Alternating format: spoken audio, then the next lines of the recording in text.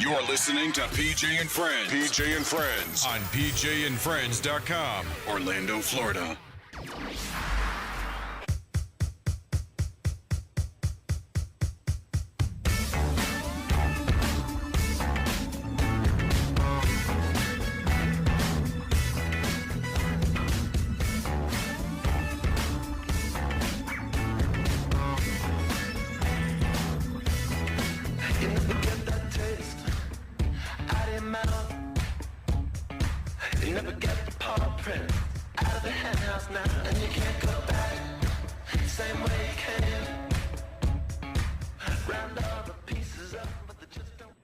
All right, we have on the phone Bo Johnson. That was his intro. And unfortunately, I've been able to work everything out except for getting the music to sound right through the phone.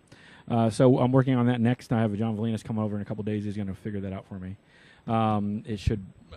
Any other time it works fine except for this call, and I don't know why. Maybe it's just you. It doesn't want to play the music for it. I don't know. But I had some of your friends. When I posted it last week that you were going to be talking, one person almost threatened me. You better have him on. I'm like, okay. So apparently you have some friends here. Yeah, I got family down in Florida that love anything to do with me. So they're pretty addicted to me. That's cool. That's cool. Now, I was telling everybody, and I've talked about this before, you and a bunch of friends from SAK, you guys all took some classes at SAK, and we were all lab rats together, and I think you guys were probably on your way to being in that swing group that they were doing at SAK, but y'all left. So they kind of let other people do it. So it was kind of you to leave to let other people have a chance, but you guys moved to Chicago. Now, the thing that kills me is you're a Florida boy, right? I am Florida, born and raised. So is this a culture shock for you as far as weather? It's definitely a culture shock. I'm not used, and I'm not able to adapt to cold myself. Anything below 50 degrees is stay inside weather. So it's definitely been weird living in a place where it doesn't get above 30 that often. Now, you said, we talked the other day, you said the three people that went up there with you, we have Sarah, we have Alex, and you had, oh good Lord, what's his name? Tony. You're saying Tony has thick skin, and he wears T-shirts and jeans and a jacket? Tony actually goes a little bit, he goes a little bit commando. He's, I don't know how he does it. I believe he was Florida born and raised too, but maybe there's something in his blood that is not in mind where he can just walk around with one layer of jackets on. I know sometimes he wears long johns, but I can't compete with that. I have to be bundled up like an Eskimo, pretty much. That's funny. So how are you liking it up there? What, other than the weather, what do you think has been the biggest change for you to get used to? Well, I lived in Orlando. I lived in Lakeland, which is not a small city by any standards, but it's not a big city. So I think living in a place where there's so many large buildings, there's so many people, that's something you got to get used to. I always used to drive my car around because almost everyone in Florida does, but up here, a large majority of the population doesn't have a car, not only because of the traffic and how horrible it is, but because it's a little bit more expensive than just going on public transit. So riding the subway, riding the rails like a hobo, that's something that's something that's different. It's weird. It's weird not having a car. So a lot of your travel, at least for me, and I'm a college student, so I can't afford to go everywhere, but a lot of my travel and where I decide to go is based highly on where I can go from the rails and the buses. Now, okay. We've seen the pictures of the outside of your house, the area where you live and all that. Now, how far, let's say, from your front door to where, like, the first... Now, is it a bus to the train station, or is it like a train station right down the street from you? We're very fortunate. We have the Red Line stop, which is one of the main rail systems that goes through Chicago. Yeah. It is about a 2 to 5 minute walk from our house. Like, we can see it from outside. So, luckily for us, that's the way it was. I know Zach Scott, who is also a Zackian, who is up here, he has to take a bus to the system, to the railway, and then he takes the railway to wherever he's going. So he's a little bit less fortunate than we are, but we are very lucky. So, all right, and you're taking classes. You're taking. Are you doing IO or Second City? I'm doing IO right now. And compare. So, have you had to start over? In other words, where you're at their level 1, or how is that working for you? So everyone that goes to IO from another school, they all have to start at level 1. Yeah. It doesn't matter what experience you had in the past, you still have to restart. They have a lot of people that do like the summer intensives or the winter intensives. They come here for like 8 weeks. They do like a big version of all classes. When they come back, like if they get through it, when they come back, they can start in level 3. That's cool. But if you're just coming here in for the first time, yeah, everyone starts at level 1. So level 1 is actually, there's a wide variety of range as far as skill with people that are just starting improv to people that have been doing it for years and just moved out to Chicago. So it's actually really cool. It's this really cool multi-demographic as far as skill goes. How large are the classes there compared to, are they similar? In other words, is it 12, 13 people? How large are the classes? Oh, how large? Yeah. See, the class I just took, which was level 1, who I had with Lindsay Haley, who's a teacher up here, originally I think we had 12 people, but then a couple people dropped out, so we ended up with maybe around 9 or 10. But that was actually a really small class that they added last minute just so people that didn't sign up for classes before could get in. I think typically a class will consist of around 20, maybe 18 to 20 people. So pretty large. That's cool. And your classes are how long? Are they like 3 hours? They last 8 weeks.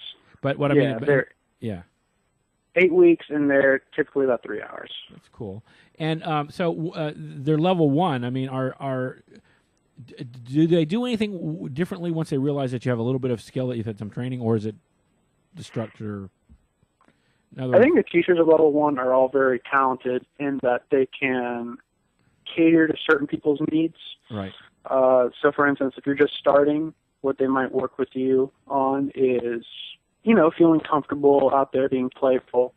If you have a little bit more skill, maybe they're going to guide you a little bit more. It's like, hey, I really like what you've been adding to your scenes. Something I think you could work on for level 2 would be maybe getting out there more often, maybe not getting out there as much, maybe working on some character stuff, maybe making choices that you're not comfortable with. So they are pretty good about, realizing where people are at. And while they're teaching they have a set curriculum that they have to teach, which is explained to Harold, the long form that's really popular. They still work with you individually. That's good. That's very good. Yeah. Now, because you're we talked about this the other day, because you take classes there, you get to go to shows free, except for the TJ and Dave show, correct? That's right. Yeah, all the shows they show at IO. So they have about 2 or 3 shows a night. Those are all free. And then the only show you have to pay for is TJ and Dave. How often are you going to see shows? I see shows, I see a lot of shows, BJ. Me and Tony go there probably about, I'd say between 2 and 4 times a week, depending on what show you can get into. A lot of their weekend shows on Friday, their musical shows, their improvised Shakespeare, a lot of those sell out. Right. And so this is the thing. If you're a student and you're seeing a show for free, if people buy tickets, obviously they get to go in front of you. So if the show sells out, you might not get to see that show. So a lot of the shows over the weekend do that. So it's hard to get in. But a lot of the shows on Mondays, like the Armando, or Tuesdays, like Cook County, a lot of times those shows don't sell out. So you get to see really good quality improv for free, and it's pretty awesome. Well, that's cool. Yeah. Now, you said that you do not need a vehicle there. Do you still have your car, or did you sell it like Tony did? I did not sell my car. I thought about it. I thought about selling it, and actually probably in hindsight it would have been more wise to do that because I'd have more money and I wouldn't be scrounging. But I just left my car with my parents back in Lakeland. Well, to me, I think if I had made the move that you were moving, I might have done the same thing, leave it until I knew for sure things were set and then sell it. Because I realized, you leap of faith there, and then you sell it, and you got the extra cash in your pocket and all that. But if something goes wrong, you come back, then you're, it's not like you still can't have it sold, That's right. So, how are you liking it? I mean, are you having a good time? I hear you're scraping by right now, but other than that, I mean, are you any regrets? Oh, no. there's no regrets. I mean, there's definitely things I miss about Florida as far as this is my first time ever leaving home to go anywhere. So I've definitely got that homesickness feeling, like I've gone off to college, but I can't come back and visit because it's so far away. Okay. So, yeah, I miss my family. I have a long-term girlfriend, and it's hard to do that long-distance thing. We really want to see each other. Luckily, she's coming up next month, so we'll get to hang out. It'll be really nice. And share the couch together. Yeah, we'll share. No, I'll sleep on the couch. She'll sleep in my bed. Well, I'm sorry. I was under the impression that you slept in the living room. I didn't know you had your own room. Oh, no, yeah, we all have our own rooms. That's cool. Now, how's the? I was talking to Sarah about this before you left. You know, how in Florida, renting anything is like, you know, you need like DNA samples and I mean it's real strict. How hard was it to, you know, what's the rental market up there? If someone moving up there, you know, are they strict on credit? Are they looking for large deposit? What was that process like? Like with banking? No, with renting a place. Renting. Yeah. We rent from so our building was owned by a landlord or whatever. He sold it to a company called Chicago Apartment Planners. Right. CAF. So it's actually owned by a business. I don't know, I'd say it's pretty relaxed as far as renting goes. I mean, did they do like I don't do a lot of the finances with the place. I kind of just, whenever Sarah's like, hey, we need money for this, I just give money to her. I'm not the one that's actually taking care of it, so I wouldn't know how strict it is. No, but when you guys, are you all on the lease, or is it just one person? There's like several. No, we're all on the lease. So, yeah. But did they like, you know, in Florida, for example, they're strict on background checks, they're strict on credit checks, they're high deposits. Some places want first, last, and security. You know, how expensive was it to get into the rental market there?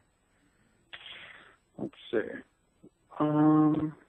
So we had first month's rent. We paid first month's rent before moving in. Then we had a deposit, and we had a move-in fee. A move-in fee? Yeah, well, just so they could. It's a fee so they can. Actually, I don't even know. Don't ask me that. But I did. I'd probably say moving in here, I probably spent about, including the first month's rent and everything, probably spent around $600 each. Personally, hold on one second. I had an alarm on my phone for noon, so it was going off as I was talking to you. Yeah, $600 for me personally. I don't know how much they spent. Very cool. I was just curious because, you know, people might think about moving up there, and if it's you know, what to expect, what to look at, and I know it's different for most places. Depending on where you live, it can make a huge difference. Because we live up in Rogers Park, which I think is a little bit less expensive because it's on the outskirts of Chicago. Right. It's one of the northernmost districts. But the further you move into the city, the more expensive it gets. So if you can, it's definitely feasible moving up there, especially if you have any savings or anything like that, as long as you have a roommate, I would say. Yeah, I'm looking it up on it was an easy transition for me. I'm looking it up on a map to see where you are in relation to everything. Rogers Park. If you go as north as you can go, we're right up there. Good Lord. Well, yeah. And are you now? As far as things are, like you know, landmarks like the stadium and all that stuff. How far away is that kind of stuff from you? It's actually not that bad. It's just a hop on the red line. Let's see. Well, the Cubs Stadium is it's right off of the Addison stop, which is the same stop you get off for IO. So that's about 30 minutes away. If you want to go to the Loop, where a lot of the big stuff is, like the Bean, Sears Tower, which is now called something else, which I can't remember because it's always going to be Sears Tower to me. That's about 45 minutes away on the red line. Yeah, and it sounds like a long time, but it actually goes pretty quickly. Well, yeah, I'm looking at a map of it. I'm just curious to see where things are. And when you say the Loop, you're saying on the map there's a thing marked West Loop. Is that what you're talking about? Yeah, it's the Loop is just that's where all the railways circle around and go back up to. So the red line just goes right through the Loop, but a lot of them use the Loop to go back up to whatever stop they were on originally. I got you, and I see exactly what you're talking about. I see exactly what you're talking about. Well, hey, buddy, you know, I love talking to you. the hope is that we will make this a regular thing, and we'll just catch base with you, and maybe we'll get people to ask questions. And what'll happen is this show will play in rotation for the next couple of days, so if they haven't gotten a chance to hear it, they'll be able to.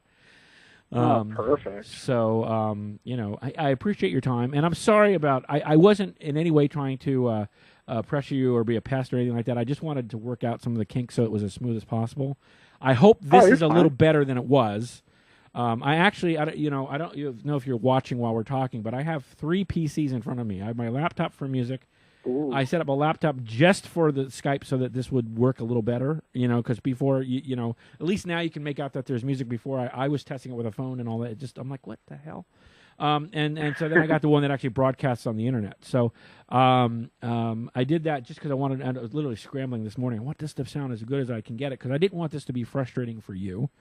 No, I can actually hear you pretty clearly now. Okay, yeah, which is sad that now I'm tying up 3 computers. And I know it sounds impressive that I have 3 computers, but they're old computers. By today's standard, but hey, you know what? They're working. I'm going to knock wood. So thank you very much for your time, and Absolutely. I hope we can do this on a regular basis. And are any of the other guys home, or are they gone? Sarah and Tony, the 2 improv people that I live with, are not home. They're both at their jobs. How the hell did they get jobs so quick? They're awesome. I'm actually going in for an interview today. I heard. So cross your fingers for me. Good luck. What we can do is we can have people call in and say how awesome you are.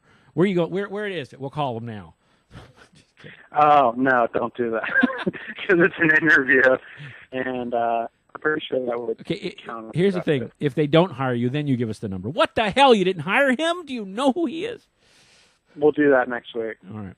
You have. I don't get the job. I'll give you that number. Not a problem. Yeah, and you have a great week. And if you want to do something next week, or if there's any kind of a bit you want to do, we can do that. We can work with you. And if any of the other guys want to do something, we can do something with them, whichever is good. But thank you so much for your time, and I will talk to you later. Absolutely, buddy. You're listening to PJ and Friends. PJ and Friends on PJandFriends.com, Orlando, Florida.